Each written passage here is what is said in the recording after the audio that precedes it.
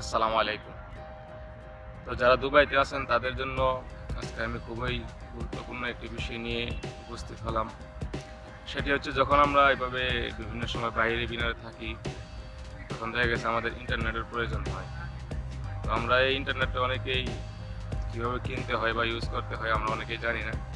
তো আজকে আমি আপনাদের সাথে এই জিনিসটি শেয়ার করব যে আসলে আপনারা কীভাবে আনলিমিটেড ইন্টারনেট কিনতে পারেন এবং খুবই অল্প টাকায়।